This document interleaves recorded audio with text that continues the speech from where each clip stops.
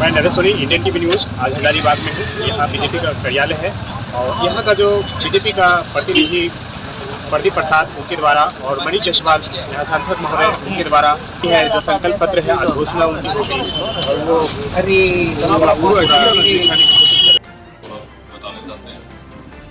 हर पंचायत स्तर पर एक जन कल्याण केंद्र स्थापना करके सभी सरकारी योजनाओं का लाभ एक ही स्थान पर उपलब्ध कराने का, जीवन रक्षक दवाओं की 24/7 उपलब्धता और विशेष चिकित्सकों को नियमित उपस्थित सुनिश्चित करने का प्रयास किया जाएगा। स्वच्छता अभियान नगर निगम के सहयोग से मशीनीकृत सफाई प्रणाली और वैज्ञानिक कूड़ा प्रबंधन जो पहले से भी चल रहा है के माध्यम से नगर निगम नियमित सफाई करने की पहल की जाएगी। शहर के बाजारों और मुख्य चौराहों पर सार्वजनिक शौचालयों की स्थापना की व्यवस्था भी की जाएगी।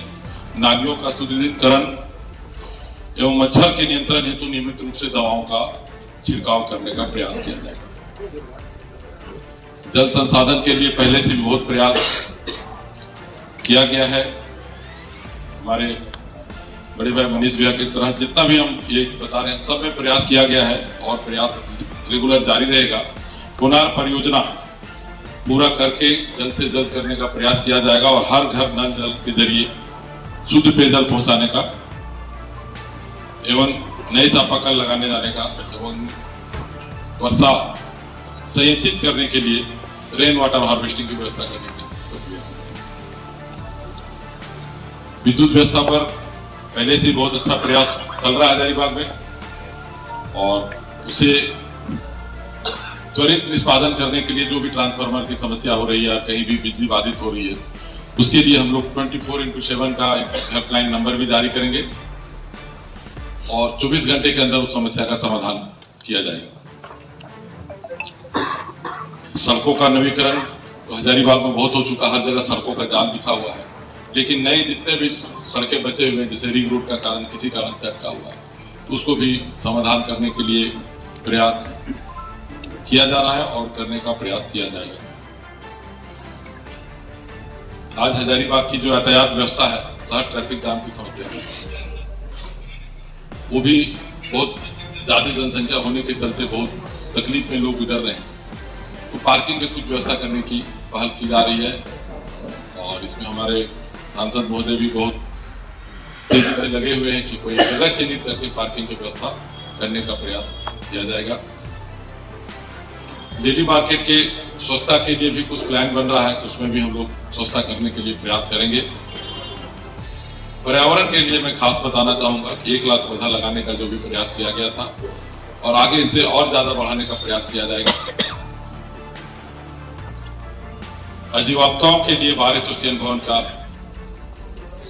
जीर्णोद्धार करने और उसे कुछ और बेहतर करने का प्रयास करने का लोगों का विचार है। महिलाओं के सशक्तिकरण के लिए बालिकाओं को शिक्षा को बढ़ावा दिया जाएगा एवं स्वयं समूह जितने भी हैं उनके माध्यम से रोजगार उपलब्ध कराने की व्यवस्था की जाएगी। और एक बात, नगर निगम के जितने भी स्ट्रीट वेंडर हैं उनके हिसाब उनको ठीक करने के लिए वेंडिंग जोन, फुटपाथ दुकानदारों के लिए स्वच्छ एवं सुरक्षित स्टॉल व्यवस्था करने की पहल की जाएगी। स्टॉल ऐसा लगाने का प्रयास किया जाएगा कि जहां स्टॉल लगाएं फिर वहां से पुनः अपने ले जाएं जगह पे और जहां लगाएंगे वहां कोई गंदगी की व्यवस्था न हो और न कोई पार्किंग की समस्या हो। युवाओं के विकास के लिए आधुनिक पुस्तकालय, ई लर्निंग सेंटर और कैरियर मार्गदर्शन केंद्र विकसित करने की पहल की जाएगी। विधायक निधि का उपयोग प्राथमिकता के आधार पर पूरी पारदर्शिता के साथ किया जाएगा। जनप्रतिनिधियों और नागरिक समितियों का सक्रिय भागीदारी से विकास कार्यों की निगरानी की जाएगी।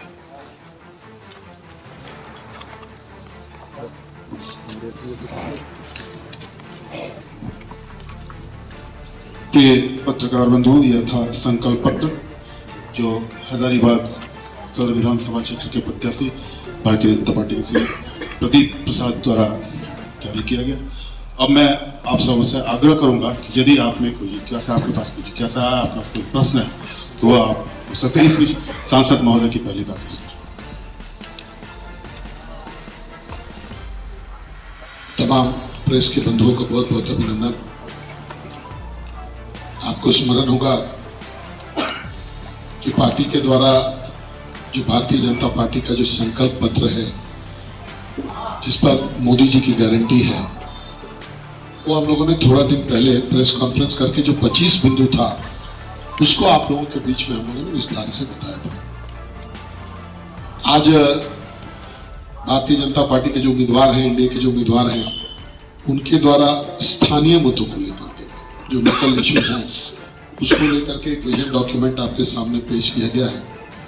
जो चैलेंजेस अभी हजारीबाग फेस कर रहा है या भविष्य में जो आने की संभावनाएं हैं, जो चैलेंजेस, उसको लेकर के हमारा क्या विजन है, भारतीय जनता पार्टी का क्या विजन है, हमारे कैंडिडेट का क्या विजन है, ये आपके सामने और आपके माध्यम से जनता के बीच में हम लोग रख रहे हैं। आशा है कि आपका पूर्ण सहयोग इसमें हम लोगों को मिलेगा और जनता के पास जो हमारा विजन पत्र है ये जाएगा। आपका बहुत अभिनंदन। आग्रह है सर, इसमें जो चीज छूटा हुआ है उसको बाद में जोड़ दीजिए सर। जैसे पत्रकार सुरक्षा कानून लटका हुआ है और पत्रकार पेंशन योजना लटका हुआ है, उसको ऐड कर दीजिएगा तो बड़ा मेहरबानी होगी सर। अधिवक्ताओं के लिए आपने सोचा है सर, पत्रकार के लिए भी सोचना होगा। जो विषय है ना, ये पूरे राज्य से जुड़ा हुआ है। ये यहाँ पर जैसे अधिवक्ता का केवल बार एसोसिएशन हजारीबाग का बात है, ये जो अभी जो हम लोग कर रहे हैं वो लोकल स्थानीय स्तर पर जो हजारीबाग विधानसभा का विषय है केवल उसको लेकर है। आपका विषय जो है इसे हम लोग को स्वीकार है क्योंकि ये राज्यव्यापी विषय है, पूरे स्टेट से जो विषय है, इसलिए इसमें उसको लाना मुश्किल है। उसमें न्याय और शायद है हजारीबाग पत्रकार के लिए काम होता है, वही तो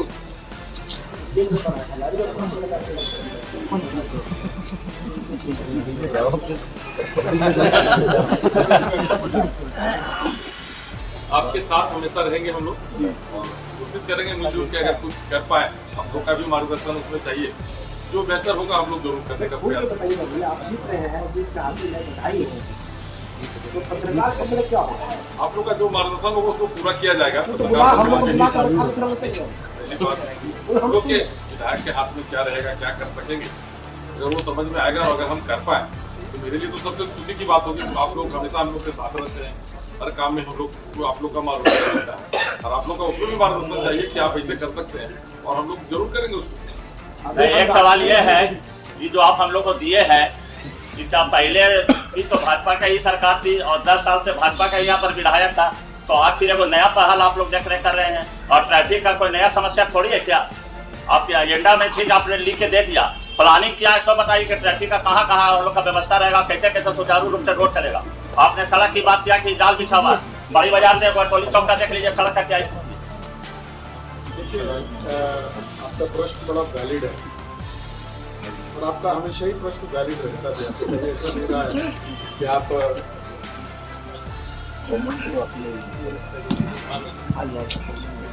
आपका प्रश्न हमेशा वैलिड रहता भी है।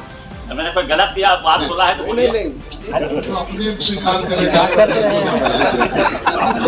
अभी आप ही के साथ ही हंस रहे तो हम क्या करें। अब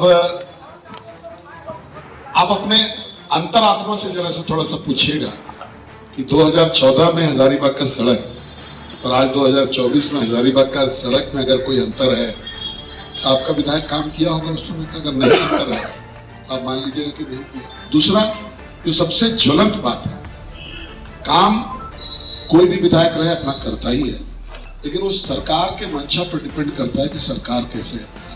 आज हम आपको उदाहरण से बता रहे हैं, सारे प्रेस के लोग चाहते हैं कि बालू बंद हो जाए, बालू का चोरी बंद हो जाए। हो गया क्या? कौन करवा रहा था? विधायक करवा रहा था कि सरकार करवा रही थी? थोड़ा बताइए। आपको ट्रैफिक में सरकार की तरफ से क्या पहल हुआ? हम लोग का जो काम था, विपक्ष का काम होता है सरकार को उसके कामों का आईना दिखाना। आप बताइए कि जितने भी ज्वलंत इशू थे हम लोगों ने विधानसभा में उठाए कि नहीं उठाए? यहाँ जिला लेवल पर हम लोगों ने उठाया कि नहीं उठाया? सजेशन दिया कि नहीं दिया? अब 5 साल में सरकार का काम था इनको इम्प्लीमेंट करना, लेकिन सरकार ने और भट्टा बैठा दिया। आज अगर आप देखिएगा कि बड़का गांव रोड से जो ट्रैफिक आता था वो और बढ़ गया है। उसको डाइवर्ट ना करके रांची तरफ से ना ले जा करके आज खलारी उलारी का भी गाड़ी जो है इधर से आ रहा है, वो सब जो है इस सरकार का ही देन है। तो बेसिकली जवाबदेही सरकार को लेनी होती है अपने हर कामों का। हम लोग अपने अगर एजेंडा में और अपने अगर ये में कार्रवाई में फेल किए हो, आज कोयला का चोरी हो रहा है, आप बताइए हम लोग बोल रहे हैं कि नहीं बोल रहे हैं? आप भी बोल रहे हैं, हम भी बोल रहे हैं, रुका क्या? क्योंकि सरकार के द्वारा स्पॉन्सर्ड है इसलिए नहीं रुक पाया। आज बालू के घाटों का नीलामी 5 साल तक हम लोग रोज एक एक विधायक, एक एक नेता, एक एक प्रेस के लोग जो है वो पूछते रह गए कि भाई 5 साल बालू के घाट का नीलामी क्यों नहीं हुआ, हो पाया क्या? आपके सारे जो भी लिखा गया है उसमें आपने शायद गौर से सुना नहीं, उस समय थोड़ा आपका ध्यान शायद भटक गया होगा इधर उधर। प्रत्याशी ने कहा कि भाई पिछले 10 साल में काम हुआ है, इसको हम और आगे बढ़ाएंगे।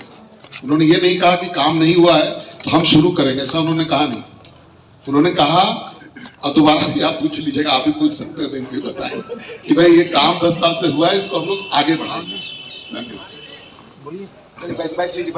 कुनार परियोजना कब तक है? आप प्रेस कॉन्फ्रेंस में आप शामिल है। देखिए, कुनार परियोजना में जो प्रॉब्लम, जो दिक्कत है अभी, वो 2 चीज का दिक्कत था। दोनों चीज का समस्या का समाधान हो गया है। पहला दिक्कत था कि जो वहां पर इंटेक वेल बनना था कुनार डैम के भीतर में, उसमें केंद्र सरकार का जो सहमति चाहिए था डीवीसी का और वाटर बोर्ड का, वो नहीं मिल पा रहा था, उसका एक प्रॉब्लम था। और दूसरा, दारू से आगे, जो दारू से और विष्णुगढ़ के बीच में जो फॉरेस्ट है, उसके क्लियरेंस का विषय था। अब ये दोनों क्लियरेंस मिल गया है। आप देख रहे हो कि सब टावर और लगभग जो है इंटरनल जितना काम है वो कर दिया गया है। अभी इन 2 चीजों पर काम चल रहा है। जैसे ये हो जाएगा तो आप समझिए कि अब से 1 साल के भीतर जो है पानी टाउन में आ जाएगा। टाउन में आने के बाद ये जो हजारीबाग बगोदर रोड है, इसके लेफ्ट और राइट में दोनों जो गांव हैं, जितना भी गांव है, उन सबको भी इसमें से रॉ वाटर मिलना है और वहां पर फिर प्लांट लग करके इसमें बनना है। इसलिए आप देखिएगा कि नल से जल का वहां पर टावर से नहीं बनाया जा रहा है, क्योंकि वहां पर भी स्कीम जो है वाटर सप्लाई का स्कीम बना करके उसको किया जाएगा। तो हमको लगता है कि 1 साल में टाउन में पानी आएगा और उसके 1 से 1.5 साल के बाद में इस रोड के दोनों साइड, लेफ्ट और राइट में दोनों जो 2 किलोमीटर तक के जो गांव हैं, उनमें पानी आने का काम हो जाएगा। एक प्रत्याशी का फर्ज बनता है कि आप अगर चुनाव में जा रहे हैं तो अपनी आपकी क्या मंशा है, आप आगे क्या योजनाएं हैं, तो एक संकल्प पत्र जारी किया जाता है। तो हमने भी अपने मन में जो विचार है कि मैं ये कर सकता हूँ, इसके लिए हम लोगों ने संकल्प पत्र जारी किया। संकल्प पत्र 14 पॉइंट पे है। तो चुनाव खत्म होते के साथ ये कार्यक्रम आपका जो पहले से चला वो जारी रहेगा क्या? बिल्कुल जारी रहेगा और हम लोग चाहेंगे और ज़्यादा तेजी में करें। आपको अगर जनता ने मत दिया है, प्यार दिया है, और आपकी जिम्मेवारी बनती है, जवाबदेही बनती है कि आप उन कार्यों को करें और दिन रात करें। क्या ऐसा काम आप देखते हैं जो नहीं हो पाया और आप करना चाहते हैं? देखिए, विकास का काम तो निरंतर होते ही रहता है। हमारे सांसद महोदय ने काफ़ी काम किया, दिन रात जनता के बीच में जुड़े रहे, लेकिन विकास का काम कभी खत्म नहीं हुआ है, न कहीं होगा। तो जो चीज़ मन में आया कि ये काम और करना चाहिए, हजारीबाग में बात ये कि 100 सड़कें बनी, 10 सड़कें और बननी चाहिए, बिजली की व्यवस्था में सुधार हुई और सुधार होनी चाहिए। तो इस तरह का बहुत सारा प्रयास करना है अभी। और 5 साल से जो हम लोग की सरकार झारखंड में नहीं थी, उनके चलते काफ़ी कठिनाइयों के साथ उन्होंने विकास का काम किया और आने वाले दिनों में हमारी सरकार बनेगी तो काम का स्पीड शायद 2 गुना स्पीड से चलेगा। एक प्रत्याशी के रूप में आप ये चाहते होंगे कि जीत के हम अगर हम आएँ तो एक ऐसा काम हो जो हम करें तो मेरा इसमें बहुत आगे तक नाम दे। जैसे सांसद महोदय ने विकास का काम किया है, तो आपके द्वारा ऐसा कौन सा काम होगा जिसको आप एक लकीर खींचना चाहेंगे? खास करके लोगों के मन में ये विश्वास दिलाना होगा कि जो काम अभी हो रहा है उससे 4 गुना ज़्यादा स्पीड हम लोग अगर दोनों भाई रहेंगे, काम करेंगे, हजारीबाग को जिस समस्या को हम लोग बेहतर समझते हैं। अगर अस्पताल का भी समस्या हो तो 2 तरफा अगर प्रयास किया जाएगा तो और अच्छा होगा। बिजली की समस्या हो तो हर तरह से प्रयास जो हो दुगनी स्पीड से होगा। संकल्प पत्र का मुख्य बिंदु आप बताएंगे? ये सारे बिंदु मुख्य बिंदु है, ऐसा नहीं कि कोई बिंदु मुख्य बिंदु नहीं है। अगर 14 बिंदु है तो 14 बिंदु मुख्य बिंदु और 14 बिंदु पे ही काम हो। हजारीबाग में मेडिकल कॉलेज बना दिया गया, मगर गंभीर बीमारियों का इलाज नहीं हो पाता है। उसके लिए भी प्रयास किया जा रहा है। हम लोगों ने पहले भी दिन रात बात कर रहे हैं कि अस्पताल के लिए क्या किया जाए। आपके संकल्प पत्र में एक चीज़ देखा जा रहा है कि हवाई जहाज़ का जिक्र नहीं है। हवाई जहाज़ से क्या दूरी बनाना चाह रहे हैं हजारीबाग? नहीं, दूरी नहीं बनाना चाह रहे हैं, और बहुत कुछ है जिसका जिक्र नहीं है। आप बहुत कुछ सोच सकते हैं, बुलेट ट्रेन का जिक्र नहीं है, लेकिन होगा, बहुत कुछ हो सकता है और होगा, आने वाले दिन में होगा। हवाई अड्डा में उद्घाटन कर रहा और एक विधायक के पास इतना पावर नहीं कि हवाई जहाज वाला तुरंत ये कर ले, और कोशिश किया जाएगा केंद्र में सरकार ही, अगर यहाँ झारखंड में हम लोग की सरकार आई तो हवाई अड्डा का जो जमीनी प्रॉब्लम है वहाँ जमीन का लेंगे, अगर उसका प्रॉब्लम सोल्व हुआ तो इस दिशा में पहल कीजिए। भारतीय जनता पार्टी ने जितना हवाई अड्डा के लिए काम किया कोई दूसरे सरकार ने आज तक नहीं किया, वो काम होगा।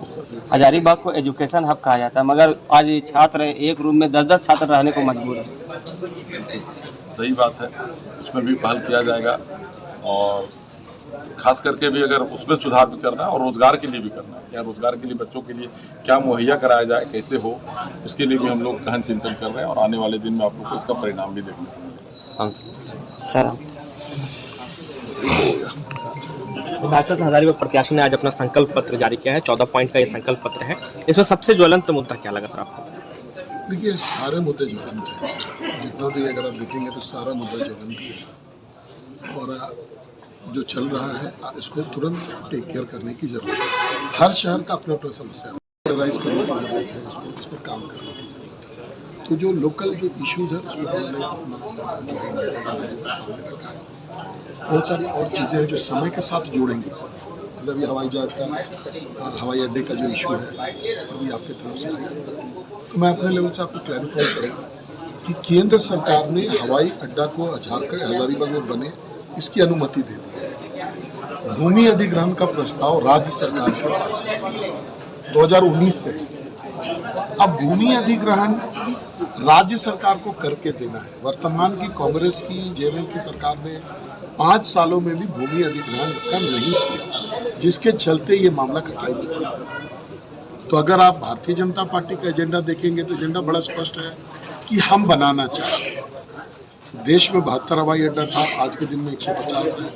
10 सालों में दुगनी की संख्या हुई है हवाई अड्डा की, और भी हम लोग ग्रीनफील्ड इसे बनाना चाहते हैं। लेकिन चूंकि भूमि का अधिग्रहण राज्य सरकार को करना रहता है, जब तक वो नहीं करेगी तब तक दिक्कत आएगा। तो मैं आपको आश्वासन देता हूँ कि अगर अगली सरकार भारतीय जनता पार्टी की बनेगी, एनडीए की बनेगी, इसकी संभावना दिखती है, तो आप गारंटी मानिए कि हवाई अड्डा बन जाएगा। सर, अभी आपने प्रेस कॉन्फ्रेंस भी किया था और भाजपा के 25 संकल्प में जो 25 पॉइंट को पॉइंट आउट किया था, इसमें 2 पॉइंट से लोग थोड़े कनेक्ट हुए हैं झारखंड वासी, जिसमें एक सहायक पुलिसकर्मी, पारा शिक्षक की नियमितीकरण और सहारा इंडिया में जो पैसा फंसा हुआ है उसको दिलाने का। सर, एक बार क्या बोलेंगे कि लोगों को क्यूरियोसिटी जग रही है इसको लेकर?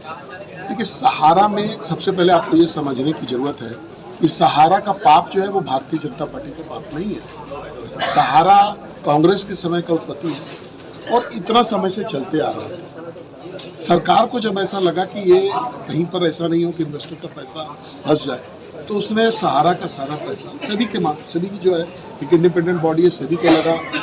कांग्रेस के समय में क्या होता था कि सेबी भी सरकार के कहने पे चलती थी। यहाँ पर अब सभी स्वतंत्र है, इसलिए आप देख रहे हैं कि मार्केट भी ऊपर उठ रहा है, और मार्केट उठा ही नहीं, बहुत उठा है। तो सेबी ने कार्रवाई किया, उनका पैसा जब्त किया। आज वो पैसा सरकार के पास है। सरकार ने इन्वेस्टर्स से कहा है कि भाई आप हम एक पोर्टल बनाएंगे, आप लॉगिन कीजिए। आप लॉगिन करिएगा तो हमको पता चलेगा कि कितना क्लेम है। उसके बाद हम वेरीफाई करेंगे कि कौन सा क्लेम जेन्युइन है। मान लीजिए हम आवेदन कर दें, हम इन्वेस्टर नहीं है, हम आवेदन कर दें एक जाली डुप्लीकेट डॉक्यूमेंट बना करके, और हमको पैसा मिल जाएगा, और जो जेन्युइन है उसको पैसा नहीं मिले। तो ये बहुत लंबा प्रक्रिया है, लाखों लाख इन्वेस्टर है इसमें, तो ये इसमें समय लगेगा। लेकिन लोगों को यह विश्वास जरूर होना चाहिए कि ये पैसा सरकार के कस्टडी में है। तो जब सरकार के पास है, प्रक्रिया चल रही है, तो उनको जरूर मिलेगा। पहले तो सहारा को लेकर के ये है। दूसरा जो विषय है नियोजन से संबंधित, तो सहायक पुलिसकर्मी को एक पर्टिकुलर पर्पस के लिए भारतीय जनता पार्टी की सरकार ने बहाल किया था। अगर आपको ध्यान होगा तो भारतीय जनता पार्टी की सरकार इसको लेकर के आई। लेकिन जब भी आप कोई टेम्पोररी काम करेंगे तो उसमें एक समय सीमा रखना पड़ता है। तो समय सीमा रखा गया था 5 साल का। जब 5 साल हो गया तो वर्तमान सरकार को चाहिए था कि वो उसको आगे बढ़ाए, उस सीमा को आगे बढ़ाए, तो वो उसकी मंशा दिखा। लेकिन इन लोगों ने आगे बढ़ाने में आनाकानी किया, इन लोगों ये जो सहायक पुलिसकर्मी थे इन लोगों ने आंदोलन किया। जब आंदोलन बढ़ा किस स्तर तक गया ये भी आपको पता है, तब जाके सरकार ने इसको जो है थोड़े समय के लिए आगे बढ़ाया। तो जब हम ही लोगों ने इनको अपॉइंट किया है तो इनका भलाई भी हम ही लोग करेंगे, ये हम आश्वस्त करना चाहते हैं आपको। पप्पू यादव भी यहाँ झारखंड आकर के कह रहे हैं कि सहारा का पैसा देंगे। ये पप्पू यादव जी कैसे दिला देंगे सहारा का पैसा, या कोई भी कैसे दिला देगा सहारा का पैसा? सहारा का पैसा ऑलरेडी सेबी के कंट्रोल में है, सरकार के कंट्रोल में है, प्रक्रिया ऑलरेडी चल रही है। हमारे गृह मंत्री जी जो इसको देख रहे हैं उनका बयान है कि हम लोग वाकई हम दिलवा दे रहे हैं, वो अलग विषय है। लेकिन ये जानना पड़ेगा आपको कि पप्पू यादव जी के समर्थन की ही पार्टी कांग्रेस के समय का ये पाप है, और उनके समय का और भी है जिसका हम आपको नाम याद दिलाना चाहते हैं। आज जेवीजी आपको याद होगा पहले के समय में डूब गया, उसके इन्वेस्टर्स को पैसा कांग्रेस ने दिलवाया क्या? नहीं दिलवाया। ऐसे बहुत अनगिनत कंपनियां हैं जिनके बद्रिका फाइनेंस, हेलियस, अनेकों नाम है, ये सारे कांग्रेस के समय की उत्पत्ति है। तो जिन लोगों ने डुबाने का काम किया आज उन्हीं के नुमाइंदे आकर के अगर हम लोग को मरहम लगाने का काम करेंगे तो जनता एक्सेप्ट नहीं करेगी। आज अब सहारा के विषय में बड़ा क्लियर है कि सहारा कांग्रेस के समय में उत्पन्न हुआ था, लेकिन इसका समाधान भारतीय जनता पार्टी कर रही है, नरेंद्र मोदी जी की सरकार कर रही है, ये बड़ा स्पष्ट है।